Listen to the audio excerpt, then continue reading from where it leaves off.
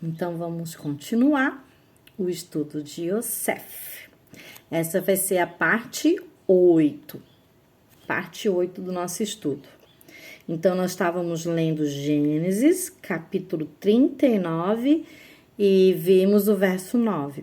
E eu estava falando que existem 3 pecados que os judeus, os rabinos judeus, falam que a gente não pode fazer. São os 3 pecados que eles preferem não fazer por causa dos ensinos de Deus. Um deles é se deitar com alguém que não é o teu cônjuge.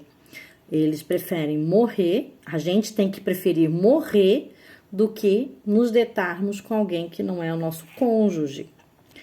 O segundo pecado que eles não podem cometer também, nós não podemos também, para livrarmos da morte, nós ou a outra pessoa, colocar um inocente para morrer no lugar do culpado. Ou nós, outra pessoa, não importa. Então, colocar o inocente para morrer no lugar do culpado, também a gente tem que preferir morrer do que fazer.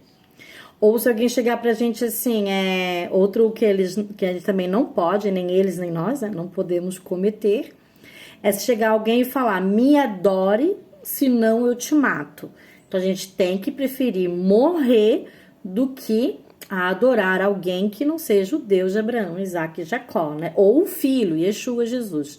Não é idolatria adorar o filho, Yeshua Jesus, porque ele é o Mashiach.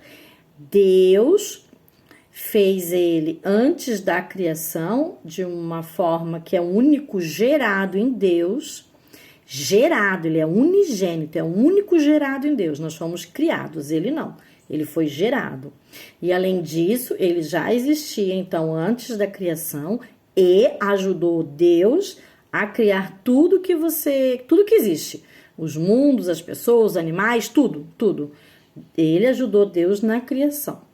Então, Yeshua é um único que pode receber adoração, porque ele é um representante de Deus para nós, onde nele habita toda a plenitude da divindade do Pai. Então, quando nós adoramos Yeshua, Jesus, o Mashiach, o Filho de Deus, nós estamos adorando ao Pai.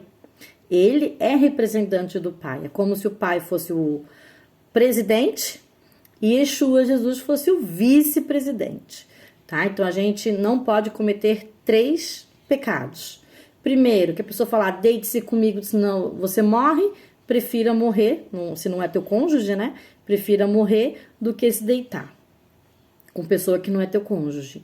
Se a pessoa falou, me adore, senão eu te mato, nós temos que preferir morrer mesmo do que adorar. Assim foi, né, na Bíblia, né? A Mesaque, Abednego, Sadraque, tu vê Daniel na cova dos leões, né? E tu vê que eles só adoravam somente a Deus e mais nada nem ninguém, tá? Então, continuando aqui. No verso 10, fala assim, falando ela, a esposa de Potifar, a Yosef, José, todos os dias. Ela queria que ele se deitasse com ela. Ele era muito bonito, de porte, de aparência. Ela era casada com Potifar, mas ela queria que ele se deitasse com ela. Então, veja, virou assédio, né? Um assédio sexual. Todo dia ela dava em cima dele, misericórdia, né? E ele não dava ouvidos a ela. Claro, ele já falou que ele não trairia jamais o senhor da casa, que confiou tudo a ele, menos a esposa, óbvio. E não trairia Deus, porque ele era obediente a Deus. Então, veja que ela queria que se deitasse com ela e estivesse ele com elas, mas ele não dava ouvido e sempre saía, né?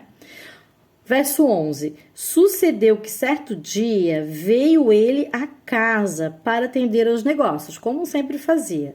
E ninguém dos da casa se achavam presentes, possivelmente estava sozinho ele com ela. Não tinha servo nenhum ali, só os dois. Verso 12. Então ela, a esposa de Potifar, o pegou pelas vestes. Ele disse, deite comigo. Ele, porém, deixando as vestes nas mãos dela, saiu correndo, fugindo pro lado de fora da casa. Vendo ela que ele havia fugido para fora, mas havia deixado as vestes nas mãos dela, chamou pelos homens de sua casa e lhe disse: Vem, trouxe-nos o meu marido, este hebreu, para insultar-nos. Veio até mim para se deitar comigo, mas eu gritei em alta voz. Ouvindo ele que eu levantava e estava gritando a voz, deixou as vestes ao meu lado e saiu fugindo, correndo para fora. Então perceba, aqui ela já estava com raiva, né? Não era uma pessoa justa, ela não era uma pessoa obediente, nem muito menos justa. Ficou com raiva porque ele se negou várias e várias vezes, e dessa última vez, na hora de fugir, ela ficou com as vestes dele, ele saiu correndo. E perceba a maldade, né, gente? A pessoa ímpia, né? A pessoa que vive pecando, né? No caso da mulher de Potifar. Não devia ser a primeira vez, provavelmente, né? Então você vê a raiva dela em acusar um inocente. Ele não quis, ele se negou, pois ela disse justamente o contrário. Que ele é que tinha, que é ele que foi para cima dela para abusar dela. Mas ela gritou, então ele saiu correndo. Veja como o inimigo é astuto, né? A palavra diz que a nossa luta não é contra a sangue e carne, mas ordens, né?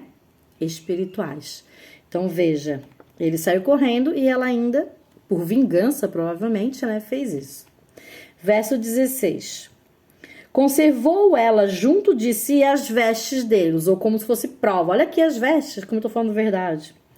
Até que o seu senhor voltou a casa, no caso aqui Potifar.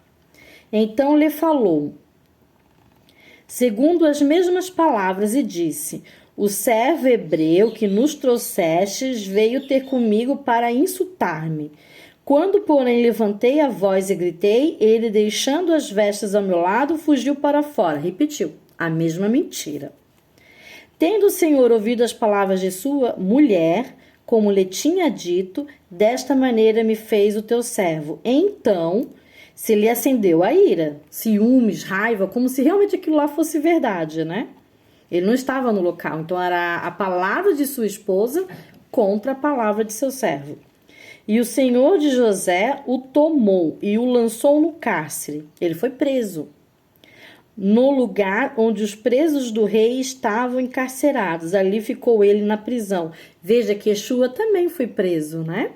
Foi preso e colocado no mesmo lugar onde ficavam as pessoas aprisionadas por Roma.